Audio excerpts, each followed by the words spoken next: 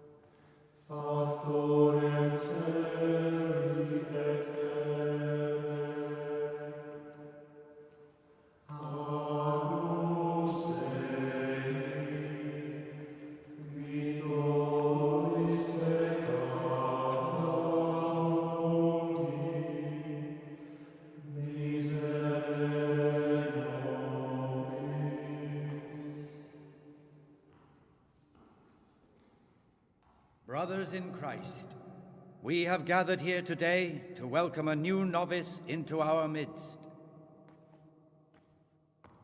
Dear brother, forget your former life and embrace your new vocation in the community of the monks of St. Benedict. Opus Dei, obedientia, obprobria, the service of God, obedience, and endurance of all discomfort. These are the cornerstones and succor of our order, which on this day shall become your own. Suscipe me, Domine, secundum eloquium tuum, et vivam. Et non confundas me ab expectatione mea.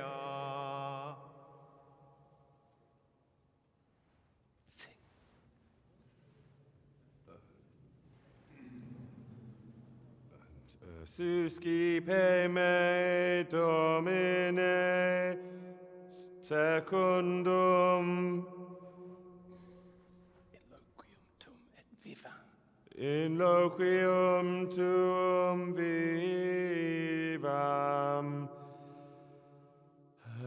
et non confundas me ab expectatione mea.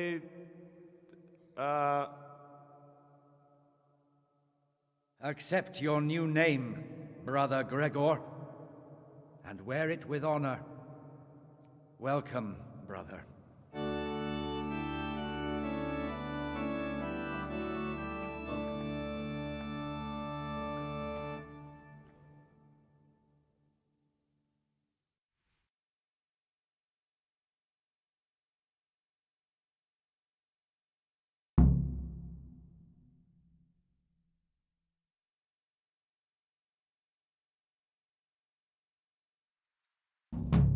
Welcome, brother.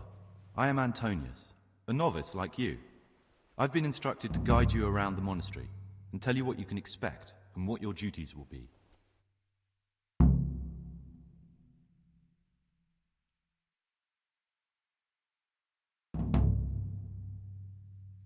Thanks for helping me out during the ceremony.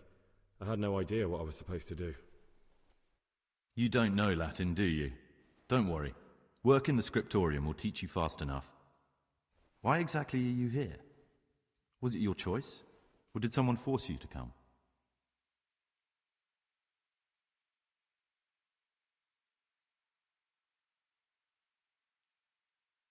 I'm being punished. If it were up to me, I'd still be spending my days in taverns and my nights with whores. I don't envy you. Unfortunately, you're here for the rest of your life. Would you tell me something about yourself? I'm a novice and I'm here because I'd make a poor merchant. I like books and I want an education. Although I must say, so far the monastic life's been quite unexpected. Let's go then. Good. But before we do, here's a letter directly from the prior telling you all your regular duties from tomorrow onwards. Make sure to read it this evening so you know how things work. Right, we can go now. Follow me closely. I'll explain everything as we go. Remember one word: discipline. It's your job to work and pray. You serve the Lord now, not your own bodily needs.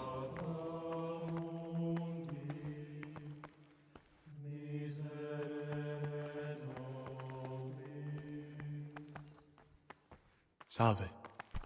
Pay more attention, brother.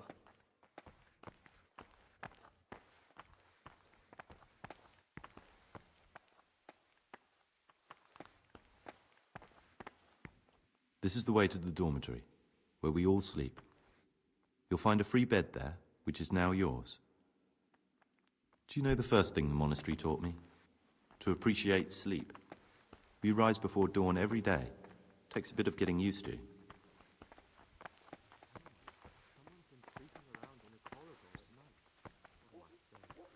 This is the garden, a place for silent contemplation and meditation. Centuries ago, this monastery was founded by the most esteemed of brothers, Saint Why Procopius. such haste? His earthly remains can be found in a cave under the monastery, and his spirit wanders the corridors at night, punishing any misbehaving novices. So beware. Here are the frattery and scriptorium, together with the library. These are the places where we work. Ora et labora. Pray and work. As a novice, you must always listen to your superior brethren. And above us monks are the prior and the circators, who punish every infraction. You'll know them by the canes they carry. Do what they say. This is the refectory, where we come together to eat. During meals, you must be silent. Only one brother reads aloud from the Rule of Saint Benedict. The rule is the only law we recognize, with the exception of those from God himself. If you break any of its precepts,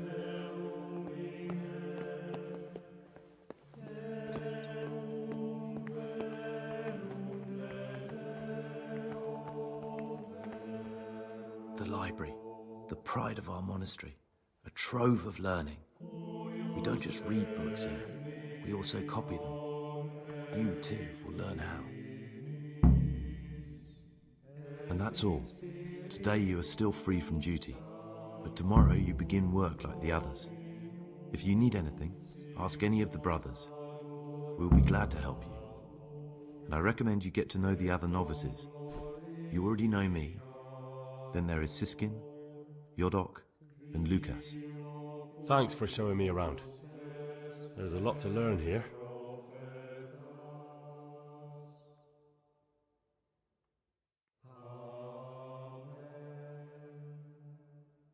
Will you tell me something about yourself?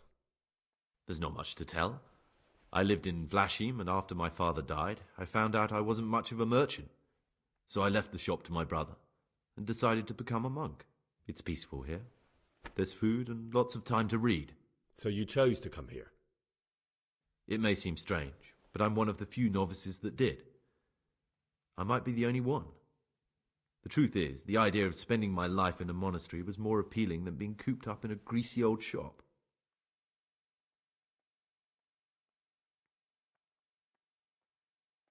I'd like to ask you something about the monastery. Who's in charge of things around here? Truthfully, everyone except us. But officially, Abbot Peter. And soon enough, someone else. As if it mattered. Our life will still be work and prayer. I see. Are there any rifts between the brothers? Yes. From the moment talk began about electing a new abbot, it's been like a hornet's nest here. Strange you haven't noticed. Tell me something about electing the abbot. Abbot Peter is old. When he dies, they'll have to select a new abbot from amongst the brethren. The candidates are John and Nevlas. And if you ask me for my opinion, Nevlas is definitely the right man. Unfortunately, no one cares about my opinion because novices get no say.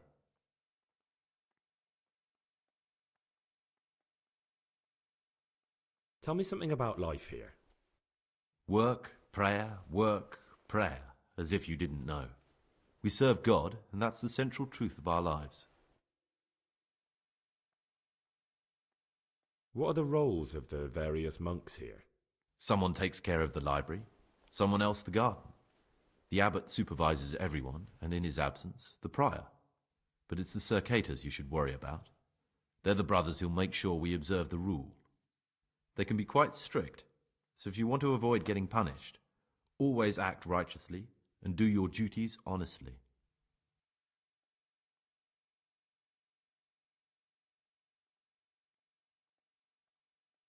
Who would you choose as the new abbot if you could? Why should I even think about that when I don't have the right to vote? Gregor, don't go poking your nose into other people's business. You'll sleep better at night.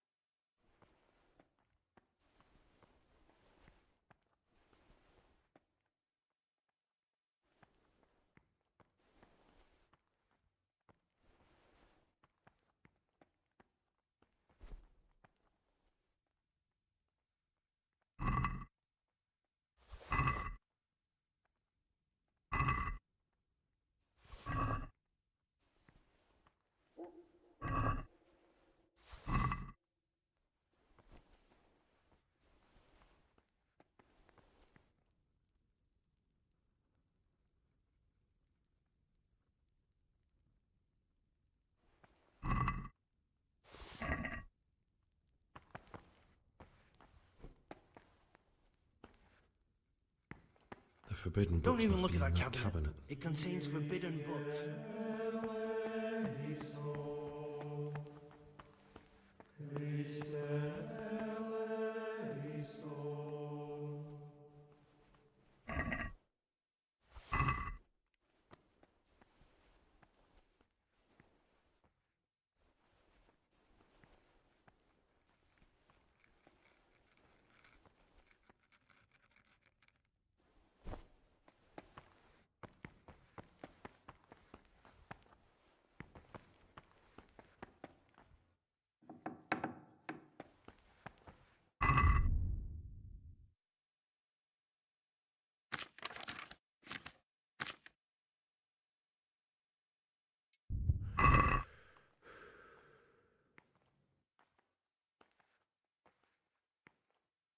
things you say.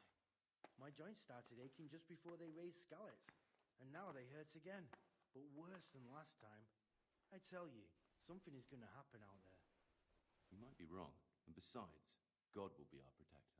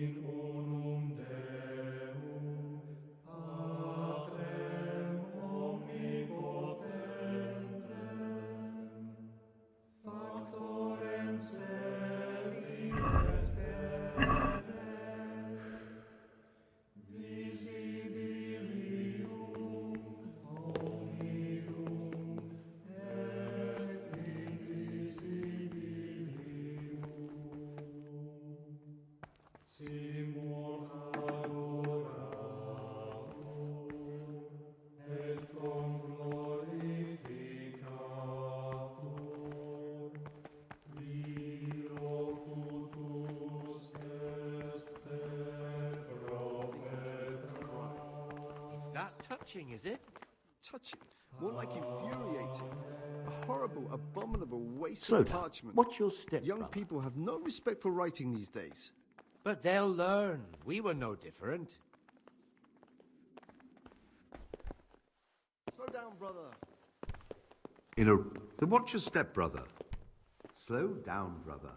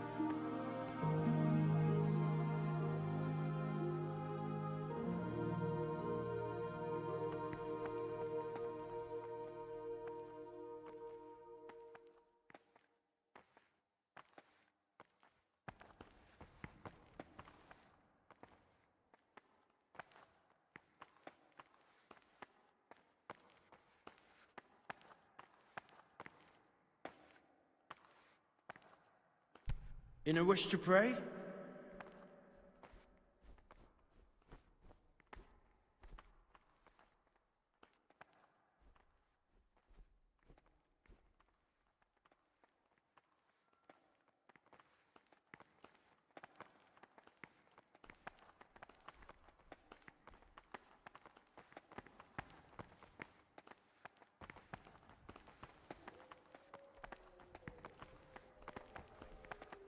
Why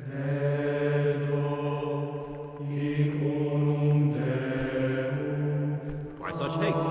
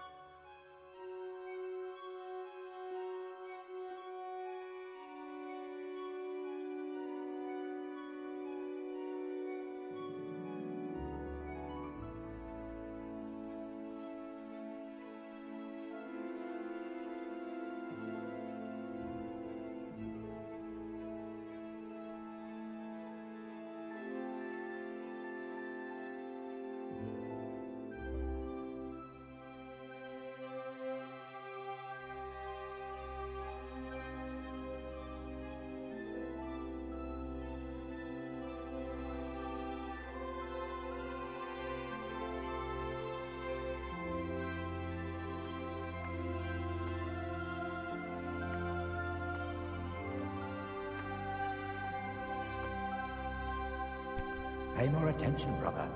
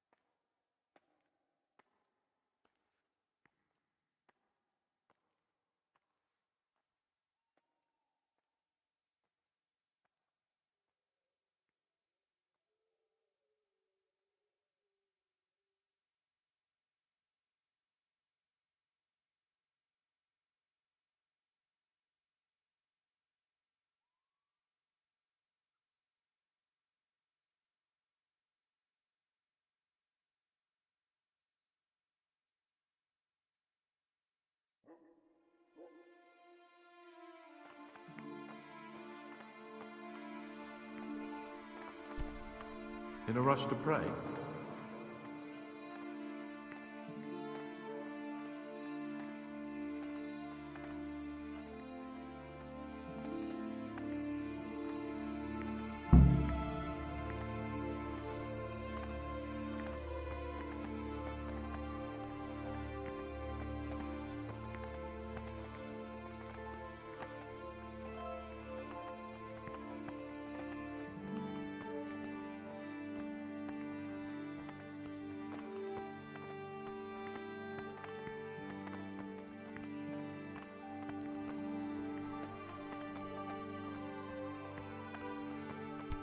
Pay more attention, brother.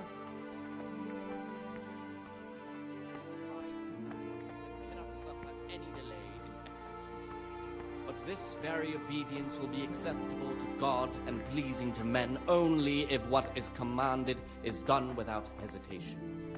Delay, lukewarmness, grumbling, or objection.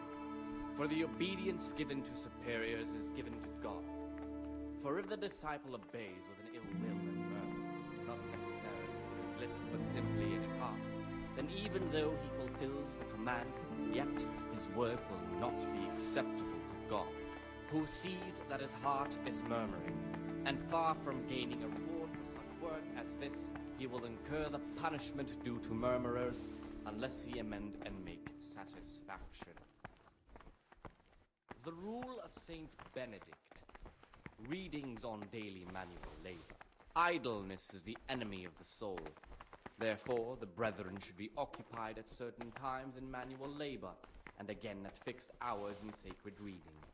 To that end, we think that the times for each may be prescribed as What's your follows. step? In a rush to From pray? Easter until the calends of October. When they come out from prime in the morning, let them labor In a rush to whatever pray? is necessary until about the 4th hour. And from the 4th hour until about the 6th, let them apply themselves to reading. After the 6th hour, having left the table, let them rest on their beds in perfect silence, or if anyone may perhaps want to read, let him read to himself in such a way as not to disturb anyone else. Let none be said rather early, at the middle of the 8th hour, and let them What troubles attend you? to what work has to be done until Vespers. Weak or sickly brethren should be assigned a task. It occurred to me you might be the man to ask. I'm looking for some lockpicks. Do you know anyone in the monastery who could help me? Lockpicks? You surprise me, brother. And you, a nobleman's son. But you could ask Brother Celerius. They say he used to be a thief. Idleness is the enemy of the soul. Therefore, the brethren should be occupied at certain times in manual labor, and again at fixed hours. I'd like to ask you something about the monastery. To that end, we think that the times for each may be prescribed. Well, that's all. From Easter until the calends of October. Praise be to Christ, brother.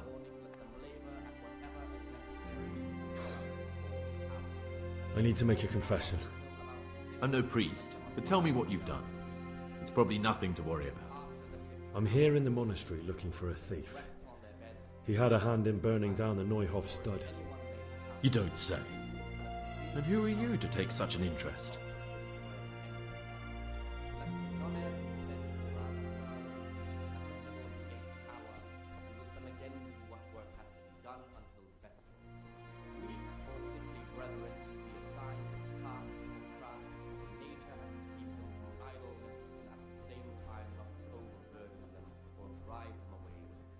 Someone whose job it is to investigate the case, find the perpetrators and make sure they get the punishment they deserve.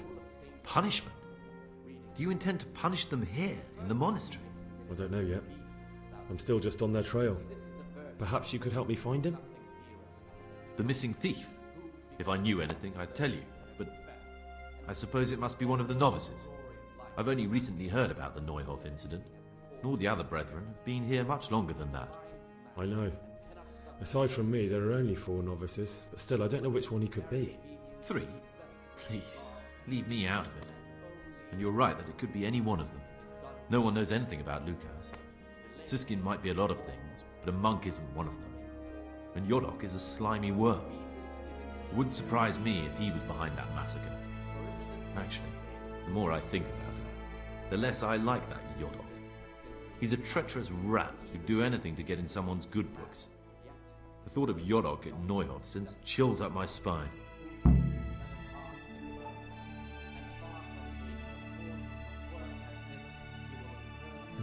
Maybe you're right.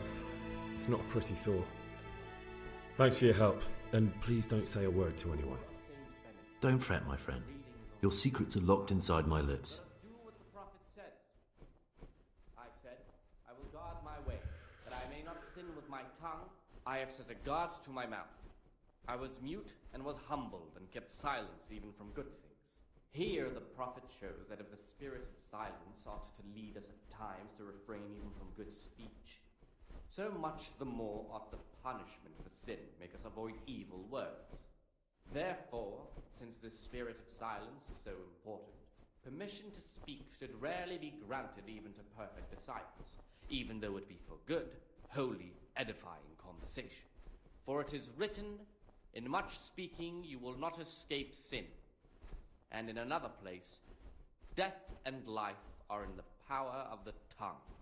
For speaking and teaching belong to the master. The disciple's part is to be silent and to listen. And for that reason, if anything has to be asked of the superior, it should be asked with all the humility and submission inspired by reverence. But as for coarse jests and idle words, or words that move to laughter, these we condemn everywhere with a perpetual ban. And for such conversation we do not permit a disciple to open his mouth. The rule of Saint Benedict, readings on the spirit of silence. Let us do what the prophet says. I said, I will guard my ways, that I may not sin with my tongue. I have set a guard to my mouth. I was mute and was humbled and kept silence even from good things. Here the prophet shows that if the spirit of silence ought to lead us at times to refrain even from good speech, so much the more ought the punishment for sin make us avoid evil words. Therefore, since this spirit of silence is so important, permission to speak should rarely be granted even to perfect disciples, even though it be for good, holy, edifying conversation. For it is written, in much speaking you will not escape sin. And in another place, death and life are in the power of the tongue. For speaking and teaching belong to the master. The disciple's part is to be silent and to listen. And for that reason, if anything has to be asked of the superior, it should be asked with all the humility and submission inspired by reverence. But as for coarse jests and idle words, or words that move to laughter, these we condemn everywhere with a perpetual ban. And for such conversation we do not permit a disciple to open his mouth.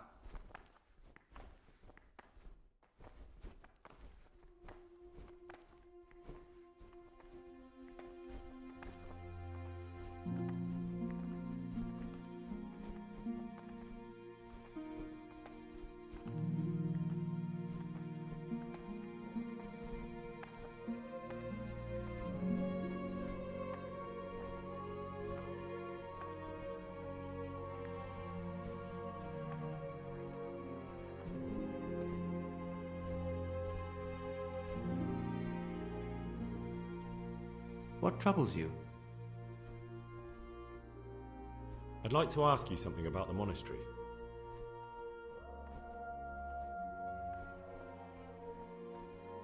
Who would you like to be the new abbot? What kind of question is that? John, of course. Nevlas isn't the kind of candidate you can take seriously. Can you leave the monastery? Where would you go? You have everything you need here. Anyway, all the doors here are closed and locked tight, so no one can get in or out. What can you tell me about the novices here? What can I say? You're here to demonstrate your devotion to God and to live a monastic life. After a year, you can make your vows and become a fully fledged brother. I meant something specific about the brothers that are here. But you know them yourself. Yodok is an odd one, but he's diligent and eager, perhaps too eager. Siskin is good company, but a bit too worldly for a monk. Antonius is hard-working and will help with anything, but prays less than he ought. Lucas is as quiet as a mouse and no one knows much about him. And then we have you, about who I know nothing. What are the roles of the various monks here? Well, the abbot is the head, but he's not here now.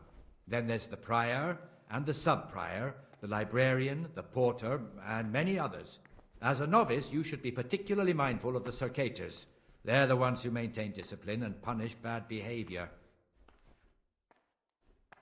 I'm interested in the monastery's history. It was founded by St. Procopius 500 years ago.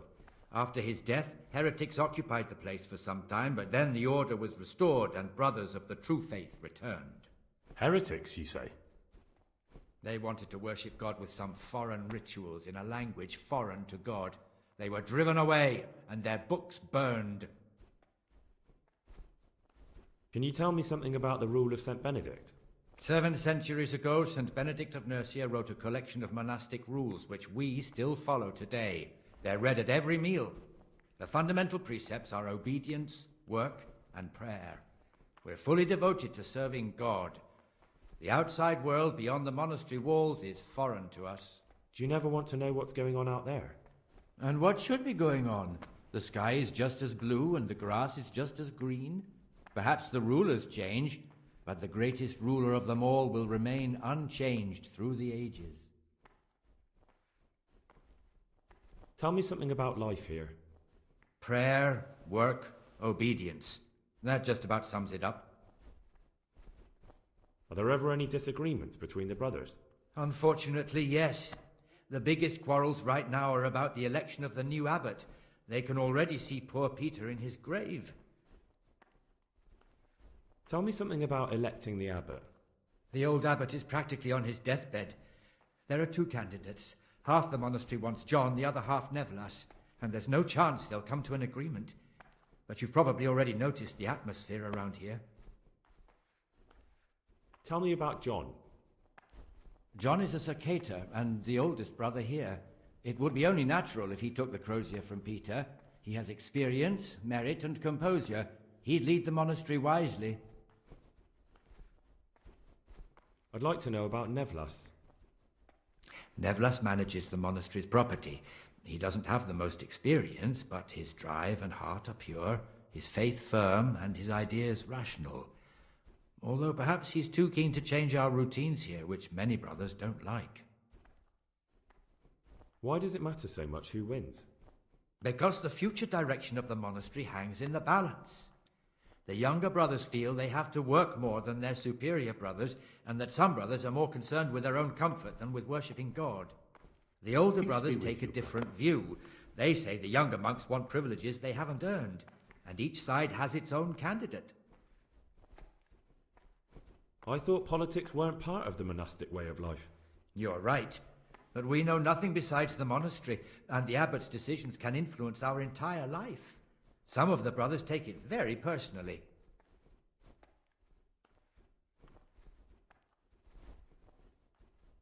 Who's in charge of things around here? Abbot Peter is the administrator of the monastery, but you won't see him. He's always travelling, and on top of that, he's old and infirm. Perhaps the good Lord will bless him with many more years of life. And what happens when the old abbot dies? Then we elect a new one. Are there any candidates to be the new abbot? Yes, there are. Brothers John and Nevelas. Cursed elections. Since the brothers began talking about them, there's only been strife in the monastery. On one side are brothers who'd like to see John as abbot, on the other those who support Nevelas, and they seem to be capable of fighting about it forever.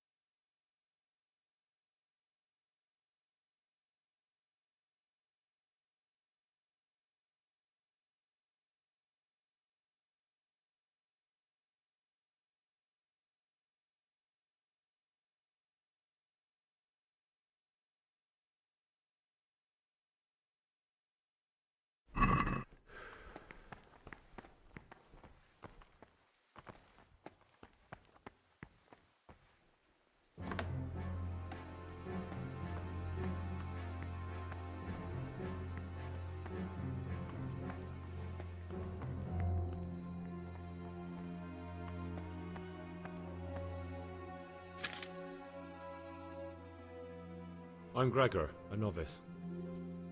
I know. I saw you at the ceremony. My name is Neblis, and I'm the provost here. I'm in charge of the monastery's property, as well as handling trade with the outside world. That means you get to leave the monastery? No, not at all. I just write lists and send them out. Tell me about yourself.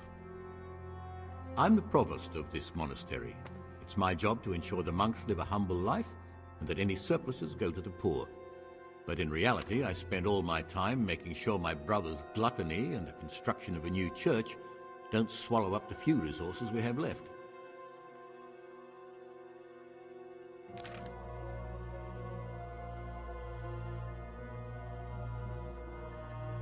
I'm interested in the election of the new abbot. You're not alone. Everyone's so worked up about that they spent no time considering how they could make the monastery a better place now. Why? What's wrong with it now? Many brothers think more about their stomachs than prayer. The older brethren bend the rules of the order to make them fit their interests. So, to balance the scales, they want the novices to lead exemplary lives. Sin abounds here, just as in the outside world. What sins are you talking about? The scripture says, "Let he who is without sin cast the first stone." I'm sorry, Gregor, it's not my place to speak about the sins of others. Tell me something about how the new abbot will be elected. A new abbot has to be elected once the old one dies. All the brethren can vote, with the exception of novices. The abbot's crozier will be conferred on whoever is chosen, and he'll take the vow. When he becomes abbot, a monk spends most of his time dealing with politics outside the monastery, instead of actually leading the monastery. But he still maintains a fundamental influence on life here. Can you tell me about Abbot Peter? Peter's wise in the ways of politics and a good shepherd, but as you've already heard, he's old and infirm. The other brothers see him with one foot in the grave, but I still have hope for him. But you, brother, don't let yourself get involved in the games of your superiors. Could you help me with something? With what? I'm interested in medicine, and I know there's a cure for the abbot's ailment. With your help, I could find out the details, and together you and I could give old Peter a few more years to do good. What do you say?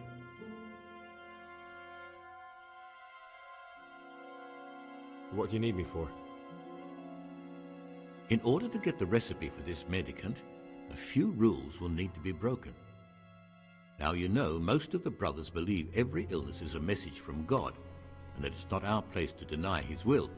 I, however, think if God sent us not just illnesses, but also the medicine to cure them, then it's our duty to relieve people of their suffering.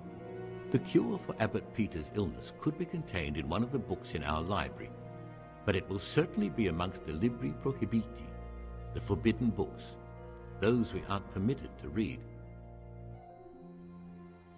Why are they forbidden? Because they contain occult and demonic practices, witchcraft and all manner of evil. Or so some people claim. It's nonsense, of course. This is nothing but a book of medicine, albeit one written by a pagan.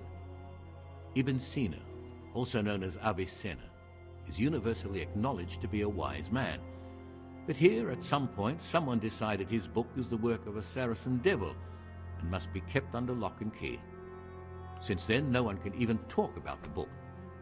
But the three wise men were from the East, were they not? Where can I find it? In the library, there's a large cabinet with a lock on it. The forbidden books are inside. You'll easily recognize what you're looking for. The cover has not only a Latin inscription, but also Saracen letters. Bring it to me, but leave the other books there. No one will notice if one book disappears, but if more were to vanish, someone would certainly begin to look into it, which is exactly what we don't want. Is there anything you can tell me that would help? There's a key to the cabinet in the prior's chambers. The librarian should have another one, or you can acquire some lockpicks. But I can't tell you where or how. Perhaps Brother Celerius could help. Why can't you do it yourself? Because I'm one of the highest-ranking monks here, and one day I'd like to become abbot. Can you imagine me crawling around in the black of night searching for a forbidden book? You could just ask for it. Do you honestly think I haven't tried? Unfortunately, librarian Cyril is a stubborn ass. I'm ready. One more important thing. There's always someone in the library during the day. To pass unwatched, you'll need to go at night. It's locked, but I'm sure you'll manage to get in. They say Brother Solarius understands locks, but don't tell him why you need it. Once you have the book, bring it to me, and I'll then use it to make Peter's medicine. We'll soon have the election of the abbot over and done with.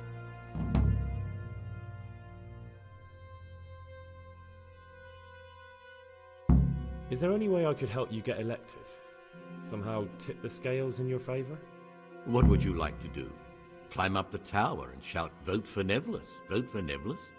Not exactly. You do have an opponent, John.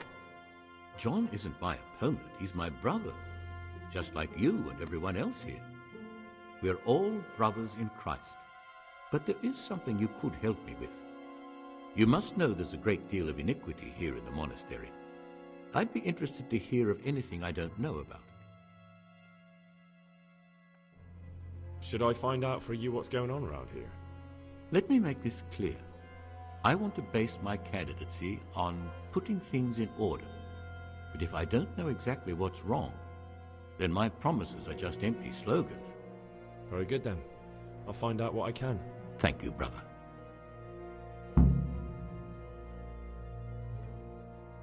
What do you want me to find out?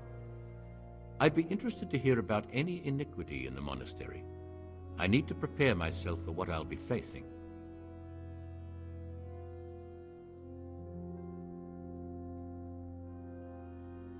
I'd like to ask you something about the monastery.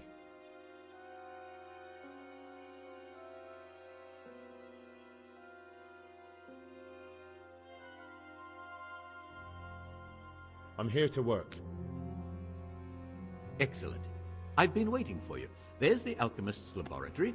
You'll find ingredients in the chests next to it. Today's task, 2 cockerel potions. Once you finish them, you'll find me somewhere nearby. Don't forget to let me know when you're done so I can check them.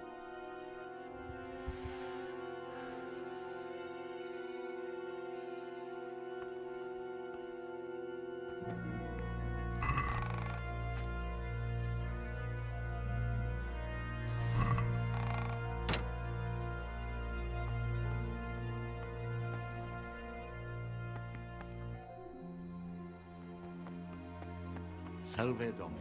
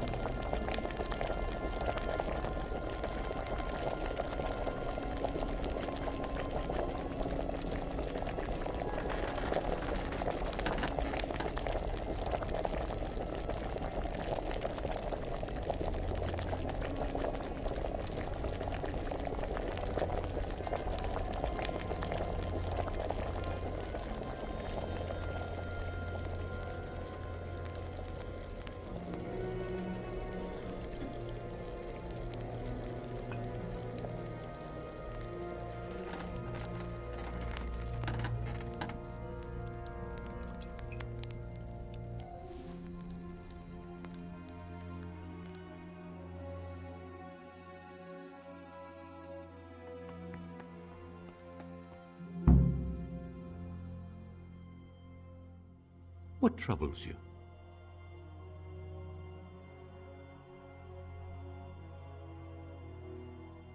I've finished my work. Show me what you've made. Spectacular, Gregor. You've found your talent. Soon enough, you'll be teaching the other novices.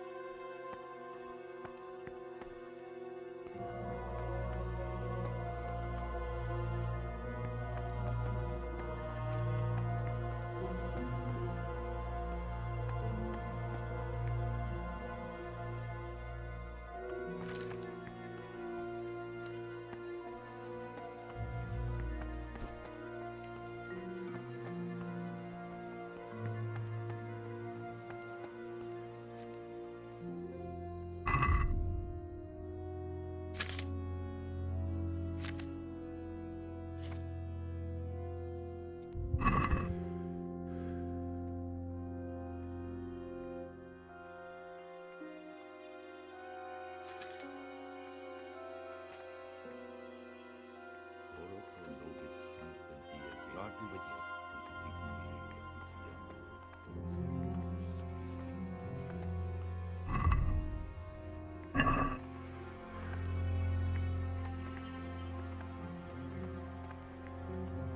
Things will get worse. I can feel it in my joints.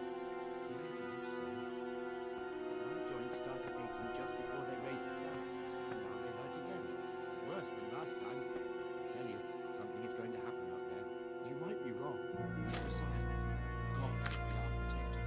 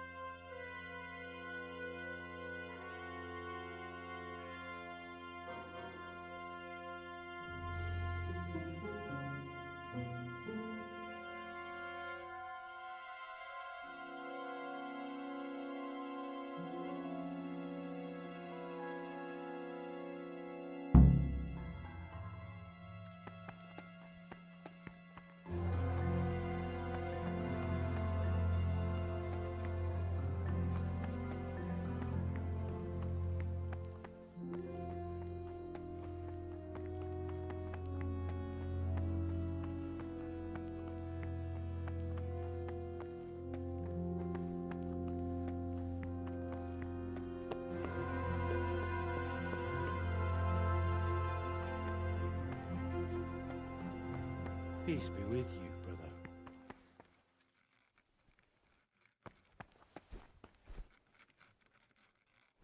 What would you like?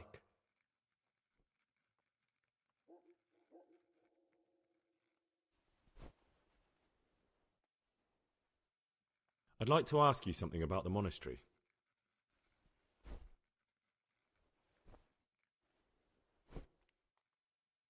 Is there anything I can do to help here? I'm glad you asked. There's one thing, a silly thing really. I haven't thought to mention it to anyone before. But not long ago, a brother brought me a crumpled piece of parchment.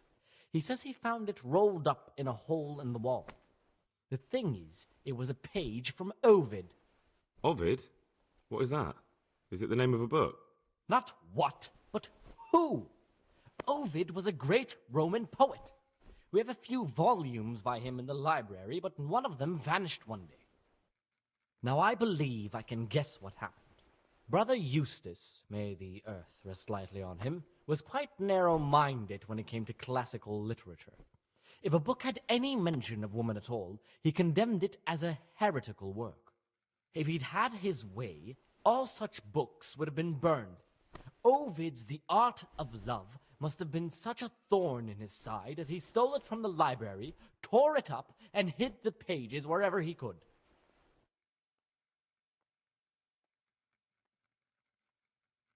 Oh, would you like me to put the book back together again? Absolutely. Eustace's wits weren't the sharpest, so I'm sure he didn't destroy any of the pages. I imagine he hid them throughout the monastery. It might take you a while to find them all, but when you do, you can rest assured Ovid will return to his rightful place in the library. Good. I'll look around for it. Thank you, brother. It's of no great importance, but if you can find all 10 pages, I'll be most grateful. Can you tell me something about the book? The Art of Love is a sort of manual instructing young people how to find and maintain love. It's a lovely work. I don't understand what bothered Eustace so much about it, but as I was saying, he considered the book to be immoral and tore it up to stop it corrupting any of his brothers. Where should I look? If I knew, I wouldn't have asked you to do it. The pages of the book could be hidden anywhere, from the garden to the refectory. I've heard there are some forbidden books locked up in the library. That's correct. They're here, safely hidden away from anyone who might be tempted to read them.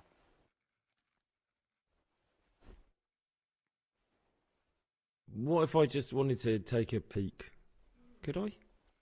You could not.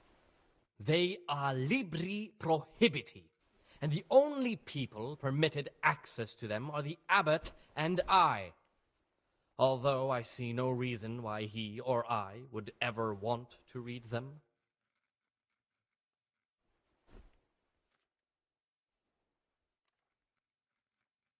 Not even if I were to beg?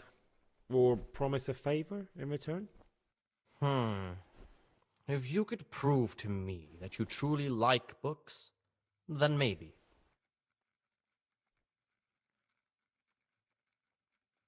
Could a book be prohibited by mistake? Maybe a good book or a useful one? No errors are made. Every book on the prohibited list is there for a reason. Who am I to doubt the wisdom of Mother Church? How does a book get on the forbidden list? Forbidden works are full of heresy and blasphemy and witchcraft. If you ask me, we should burn them immediately, not archive them. I don't need to hear anything else. I've heard about Avicenna's Book of Medicine. Could I see it? Who told you about that? Of course you can't.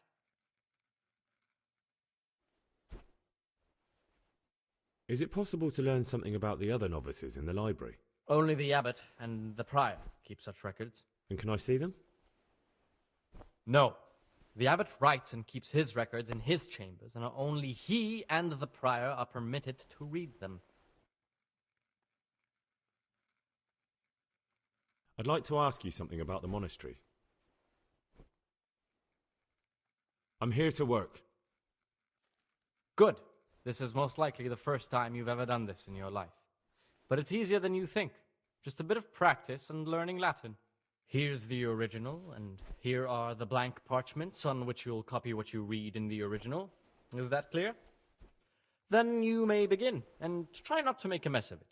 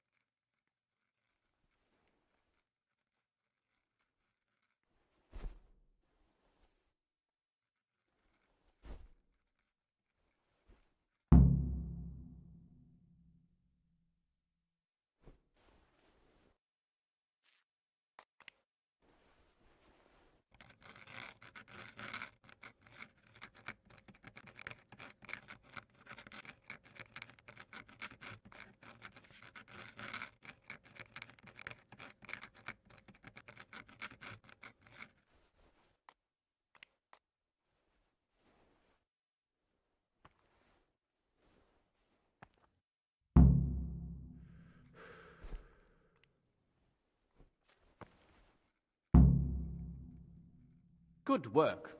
I can see you have talent.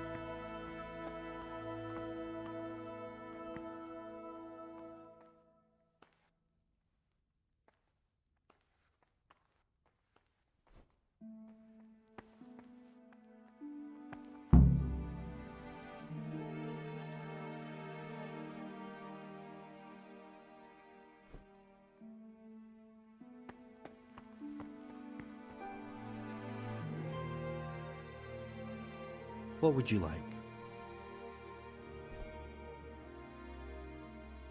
I'm Gregor, a novice. I know. But I've no time for idle chat. I transcribe books from dawn till dusk. I've been doing it for years, and I'll be doing it till the day I die. What, you do nothing else? It is my penance and my blessing. And now, brother, if you don't mind, I'd like to get this page finished.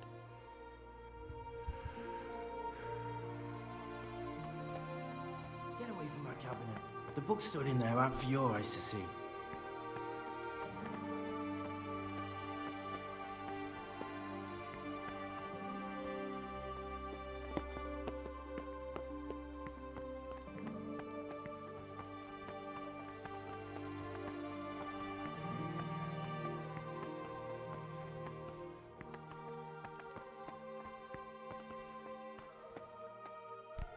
Slow down. What's your step, brother?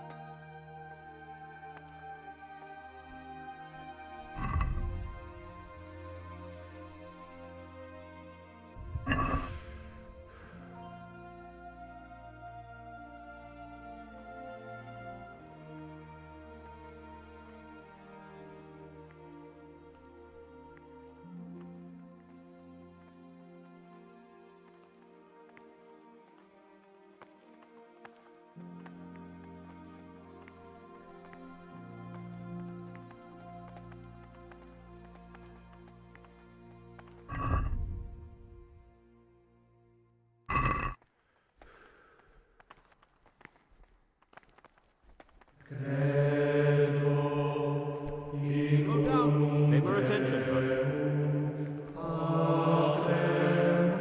In a rush to pray? Can't you see we're at Mass?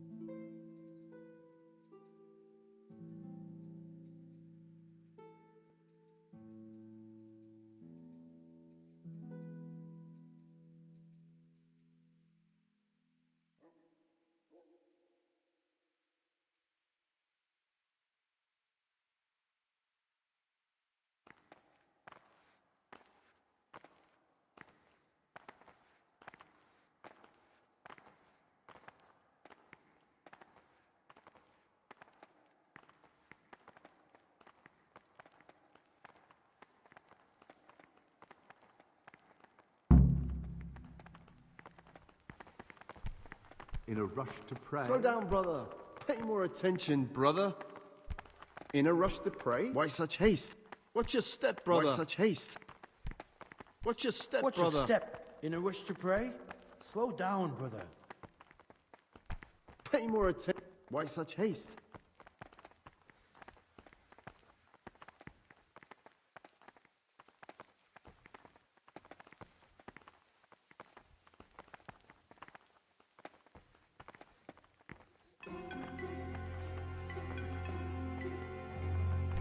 In a rush to pray? Why such haste? Halt. Brother. Stealing is a sin. You should know that as a Christian, and certainly as a monk. Even if I wanted to forgive you, I couldn't. Thou shalt not steal. Very well, brother. I accept my punishment. Now, show me what you have on you. I must confiscate anything that's not allowed in the monastery.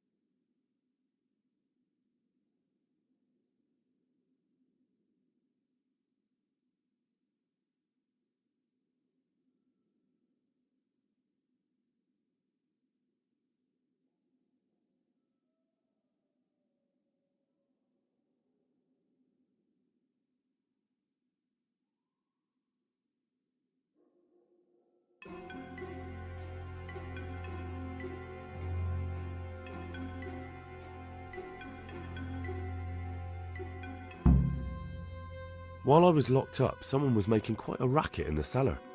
Blind drunk, I'm sure of it. I wonder what's been going on.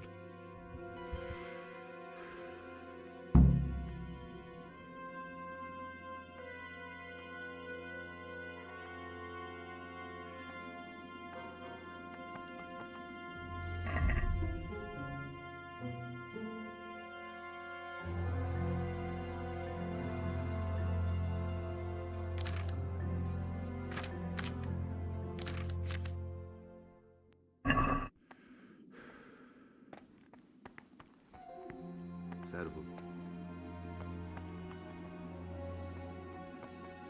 Is someone there?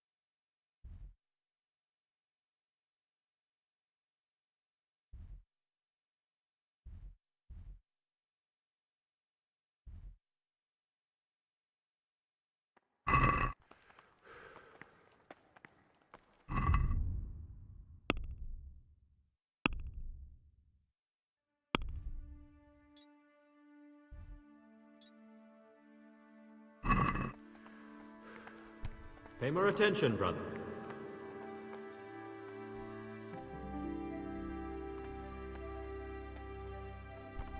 Why such haste?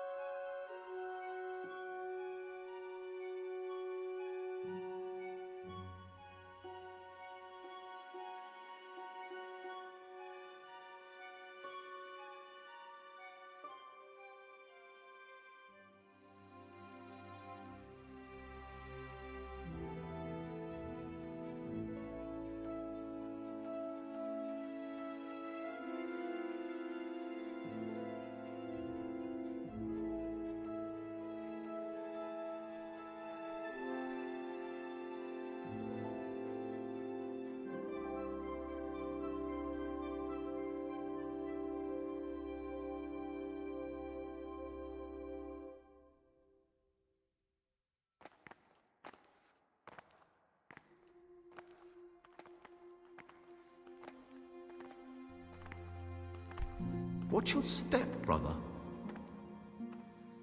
Not now, brother. After Mass. Why such hate? Why such haste?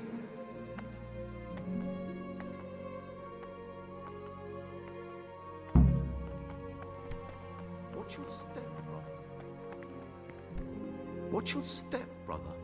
I'm Gregor, a novice. I saw you at the ceremony. I know. It was hard not to notice you. And you are? Lucas, also a novice. Don't get upset, but I don't want to talk to you. I'm happiest alone. I'd like to know something about the other novices. I don't know much, but ask away. Tell me about Antonius. I'd like to, but there's nothing to tell. I've never spoken to him.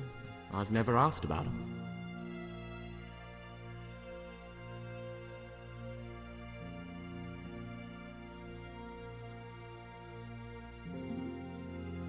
I'd like to know something about the other novices. I don't know much. Tell me about Antonius. I'd like to. You really don't know anything about anyone? Well, thanks anyway. Don't get upset. I'm sorry I can't tell you more. I just haven't felt like getting to know anyone yet. Will you tell me something about yourself? There's nothing I can tell you. I mean, where you're from, what sort of life you had before, that sort of thing. I'm a novice, and my monastic name is Lucas. Nothing else matters. Come on. Is there really nothing at all you can tell me? I could, but I don't want to. I'm sorry. I want to stay focused on work and prayer, not on who I once was. I never will be again. What has been isn't important for us. We cast the past aside when we walked through the monastery gates and took our oath. Never forget that.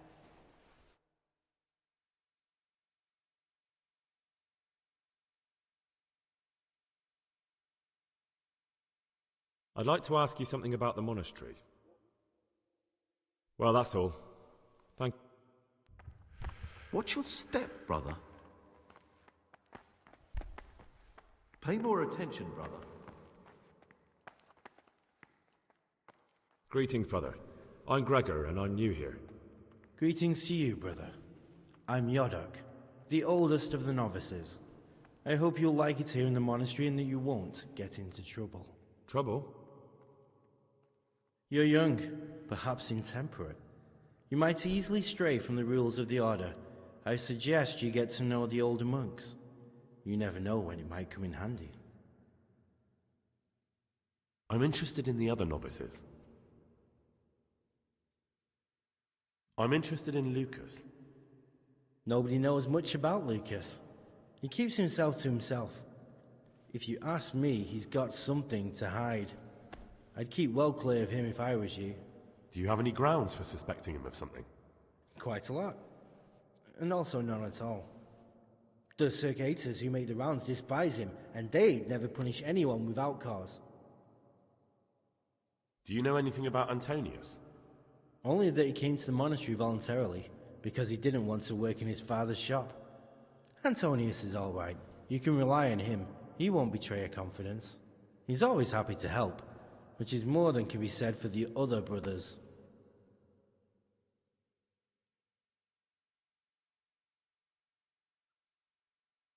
Can you tell me something about yourself? I would if there was anything noteworthy to say. But I'm just the ordinary son of a landowner, now a monk. There's nothing in my past, present, or future that anyone could find interesting. Why did you join the monastery? Because it was better than living in poverty. As the youngest son, I'm not entitled to inherit my father's estate, but he was kind enough to sell off some cattle and send me here. And you know what? I'm glad to be here. It's better than mucking out manure.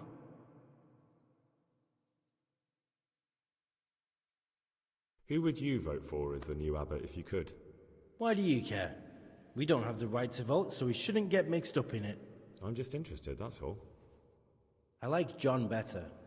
But like I've said, it's not our place to get involved. It's enough that Antonius is mixed up in it. Don't you start too.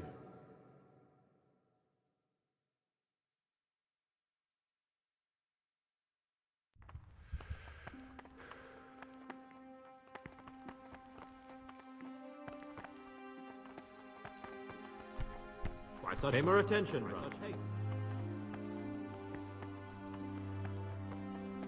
So much the punishment for sin make us avoid evil words.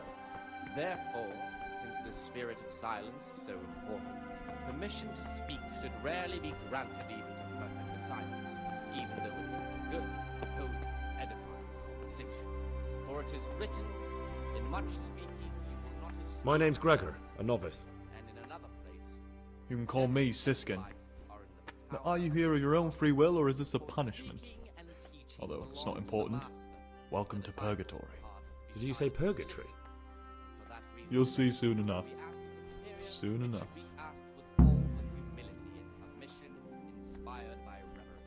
Will you tell me something about yourself? Look, nothing against you, but I prefer not to talk about my past.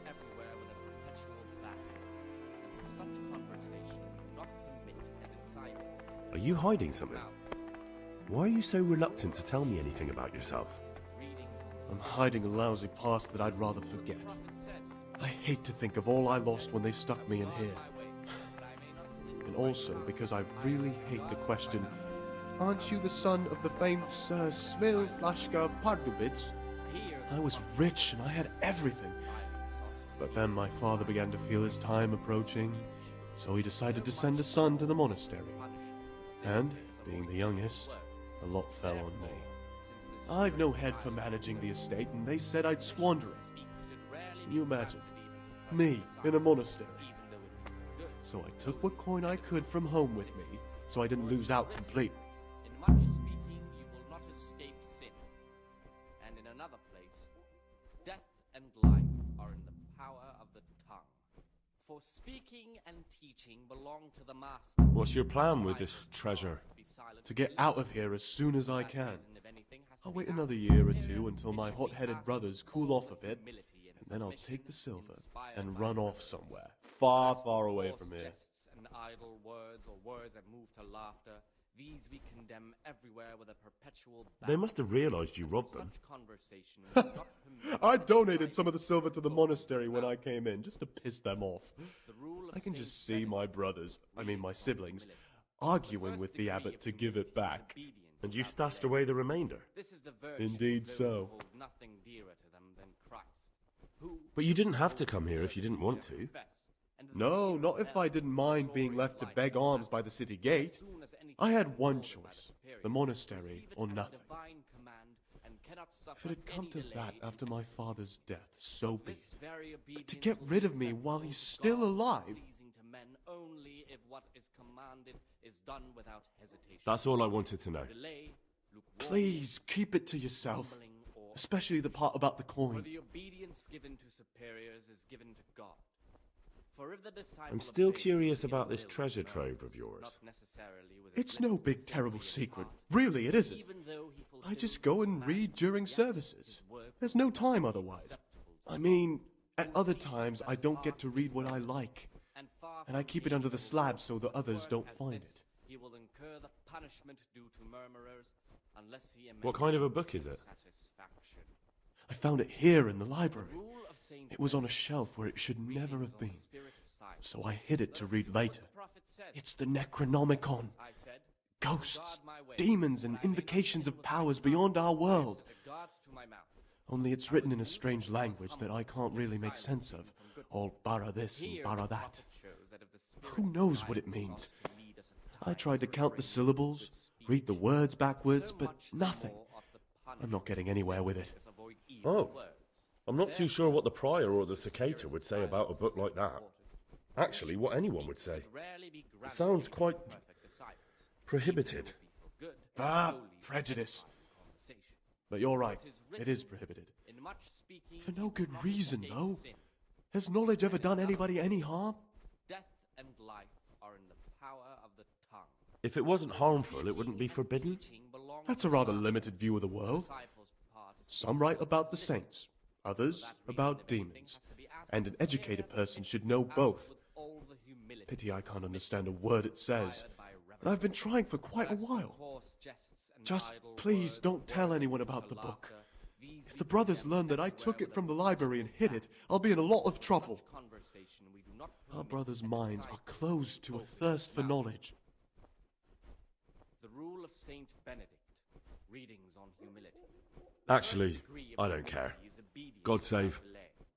This is the virtue of those who hold nothing dearer to them than Christ, who, because of the holy service they have How is it that you don't get any penance for missing morning prayers? I've paid off the circators to turn a blind eye. And the other monks don't notice as long as you show your face there from time to time. No one's too awake at that time of the morning. I'd be interested to hear what you think about the other novices. What can you tell me about Lucas? It's a tricky situation with Lucas. No one really knows anything about him. I've tried so many times to talk to him, but he always backs away like a virgin on a wedding night. I'm interested in Yodok. What could interest you about him? He's a no-good rat. He'll turn you in for the price of a turnip. I'd bet my life that if he wasn't here, he'd be a cumin scat, bowing and scraping for a few groschen. That doesn't sound too flattering. It wasn't meant to. No matter what you do here, watch out for him. He's got his eye on everyone, and he'll rat on you for even the slightest of infractions. I said, I will guard my ways, that I may not sin with my tongue. I have set a guard to my mouth. I was mute and was humble and kept silence even from good things. Here the prophet shows that if the spirit of silence ought to lead us at times... Tell me about Antonius. Oh, if there was a monk I'd recommend as a friend, with of course the exception of myself, it would be Antonius. He has a calm soul, he's easy to talk to, and you can always rely on him. That's all. Thanks. Good, holy, edifying conversation. For it is written, in much speaking you will not escape sin. And in another place, death and life are in the power of the tongue. For speaking and teaching belong to the master. There's something I should tell you. Something you won't be happy to hear. I'm here to find someone, and, well, to do away with him. But listen, it's not murder. Not when it's a man like him. He's one of the brigands who burned down Neuhof. He doesn't deserve to live. What's he doing here? And who are you? They call him pious because he used to be a priest. When he found out a lot of people were after him, he hid away here. And as you can see, escaped suspicion. They sent me here to find him and bring him to justice. He's one of the novices. So we have one outlaw and one assassin in our midst. This place is a lot more exciting than I expected. Do you know who it is? Well, that's just it. Expounding the Lord's commandments in words to the intelligent among his disciples, but demonstrating the divine precepts by his actions for those of harder hearts and... I suspect Lucas. He certainly says little enough, and he keeps himself to himself. I could well believe he's hiding something, but not that he's a killer. Let him make no distinction of persons in the monastery. I suspect it could be Yodok. Do you know, that occurred to me too. Yodok's a scoundrel and a cheat. I believe he'd be capable of anything. To the faults of offenders, but since he has the authority, let him cut out those faults by the roots as soon as they begin to appear. Remembering the fate of Heli, the priest of Silo, the well-disposed and those of good understanding... It could be Antonius? Antonius? He's a fine fellow. No, it can't be him. See how hard it is? It could be anyone, and at the same time, nobody in particular. No, but I hope I'll track him down soon. If you find any clue that could lead me to him... I swear I don't know anything. Except that I'm not the one you're looking for. The rule of Saint Benedict. I won't tell you more, and I'd like you to keep silent about this too. You're talking about killing in the monastery. I really should report it. Occupied at certain times in manual labor, and again at fixed hours in sacred reading. To that end, we think that the Would you do that? I have a feeling you wouldn't. You're right. I'll keep it to myself. I've got problems enough of my own without involving myself in yours. And besides, I mean to be gone from here within a year, so why should I care what happens with the monastery? Thank you, Siskin. I appreciate it. After the 6th hour, having left the table, let them rest on their beds in perfect silence, or if anyone may perhaps want to read, let him read to himself in such a way as not to disturb anyone else. Let none be said rather early, at the middle of the 8th hour, and let them again do what work has to be done until vespers. Weak or sickly brethren should be assigned What would you like? craft of such a nature as to keep them from idleness, and at the same time I'd be interested to hear what you think about the other novices. their weakness must be taken into I'm interested in Lucas. No one knows much about him. He doesn't talk to anyone. He works, eats, sleeps, then does it all again the next day. It's as if he wanted to get it all over with as soon as possible. By it, I mean his entire life. What about Yodok? Be on good terms with him. If you show even the slightest hint you don't like him, he'll make your life hell. He's a slimy little pedant who'll rat you out to the superiors. Once he finishes his novitiate, I imagine he'll want to climb his way up the ladder to at least Sir Cater. He's a man who enjoys ordering others around. That's all, thanks. For it is written, in much speaking you will not escape sin. And in another place, death and life are in the power of the tongue. For speaking and teaching belong to the master. The disciples' part is to be silent and to listen. And for that reason, if anything has to be asked of the superior, it should be asked with all the humility and submission inspired.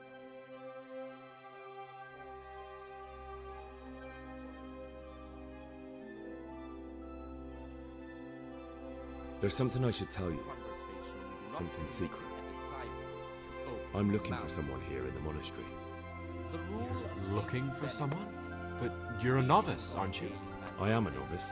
idleness, At least until I find the man I'm looking for. Therefore, Why would you be looking amongst monks? You know, the laws of man aren't valid here. In the cloister, we're subject to divine law, the law of the church. I'm looking for a footpad who's hiding out here in the monastery. He had a hand in raising the Neuhoff farm. He's taken many lives. I heard something about that. But why are you telling me all this? Because you could help me. It has to be one of the other novices. That can't be. Have you told the prior? What are you going to do to this man once you find him?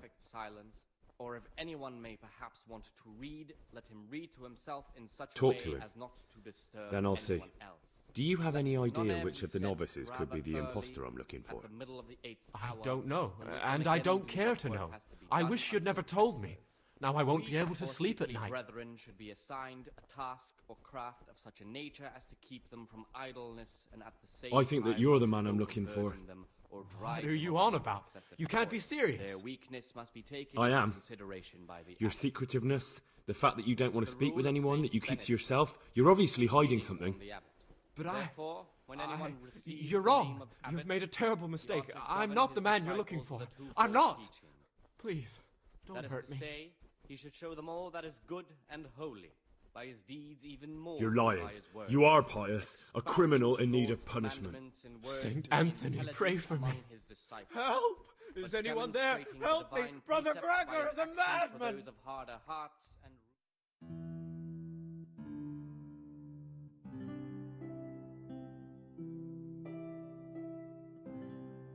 You've got a strong constitution. Anyone else would have certainly died. What happened? Let me tell you a little story. Once upon a time, there was a young boy. He was lost and miserable. He had no future. He was tempted by his friends into doing some foolish things, but he wasn't truly bad, because when it came down to it, he ran away rather than keep doing foolish deeds.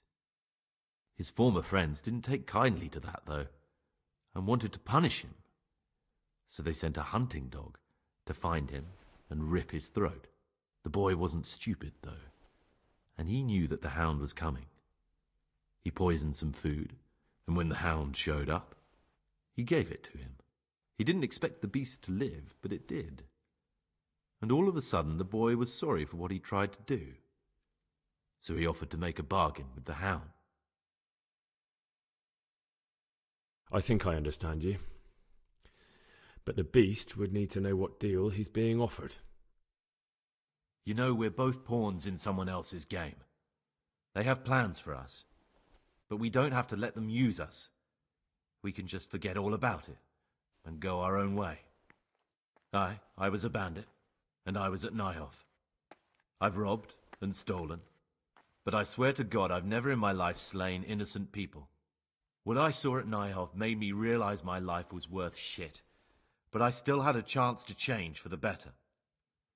Here in the monastery I've had plenty of time to think things over, but then you showed up and fucked it all up.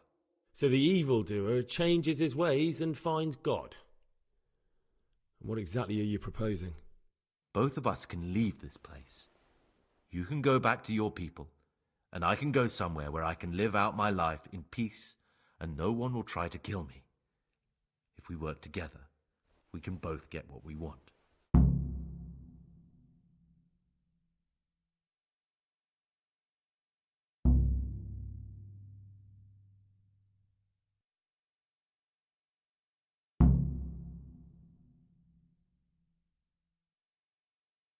What if I wanted a different option?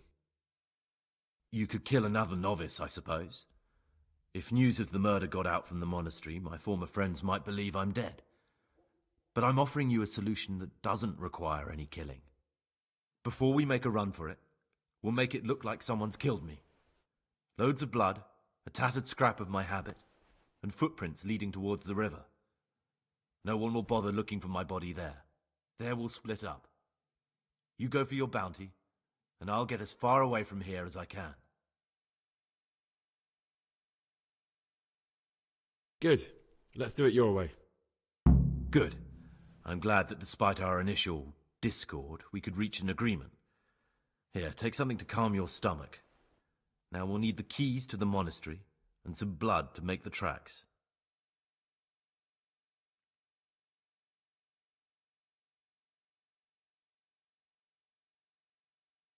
What do I need the keys to the monastery for? How else will we get out? This place is practically a prison. Getting the keys won't be easy. I know, but Brother Salarius is a reformed thief. I'll bet he still has a few lockpicks lying about. If you know how to use them, they'll be worth finding. Or there's the hard way. Steal the keys from the prior. He carries them with him at all times. They both sound hard to me. But needs must.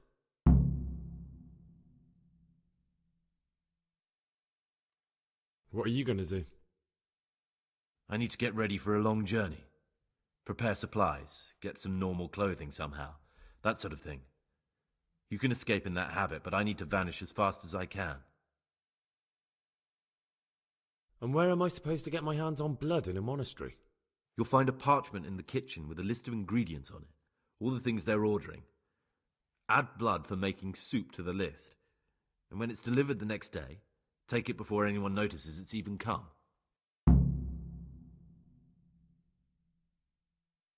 All right, that's everything I need to know. I can get started. Excellent. Come and see me once you have everything.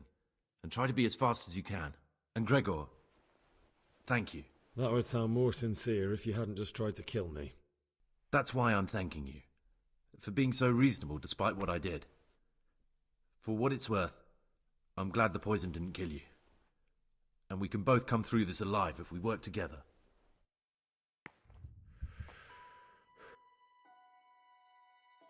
I've heard some unsettling news. I've been told you've lied about who you are the entire time you've been here. What do you have to say about it? Who are you really?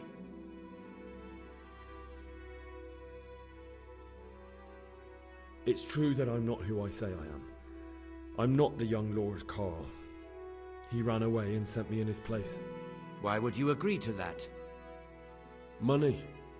I was drowning in debt, and the money from Sir Carl helped my family stay afloat. Carl never wanted to become a monk, but Father, I found peace here in the monastery.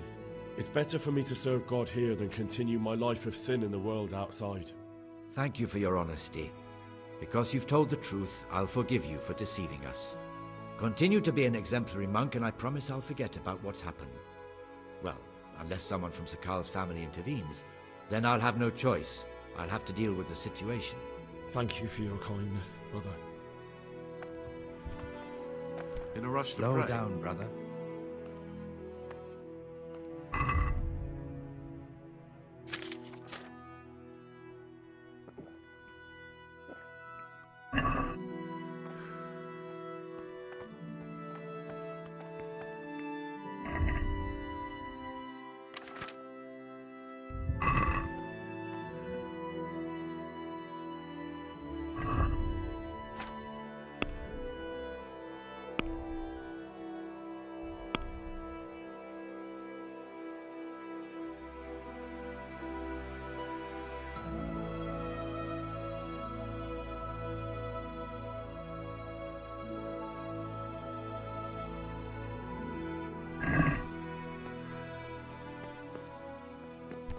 Watch your Why such haste? Slow down, brother. Why such hate? Why such haste?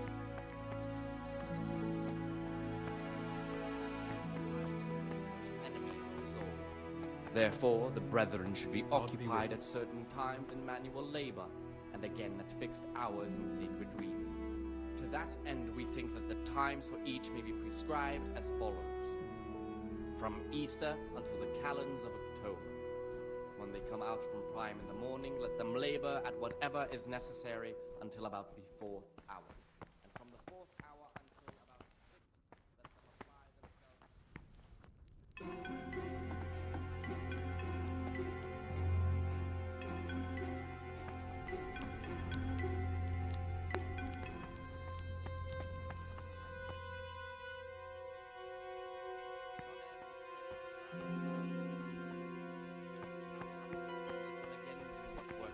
Done until Vespers. Weak or sickly brethren should be assigned in a rush to pray. Of such a nature as to keep them from idleness, and at the same time not to overburden them or drive them away with excessive toil. Their weakness must be taken into consideration by the abbot. The rule of Saint Benedict. Readings on the spirit of silence. Let us do what the prophet says.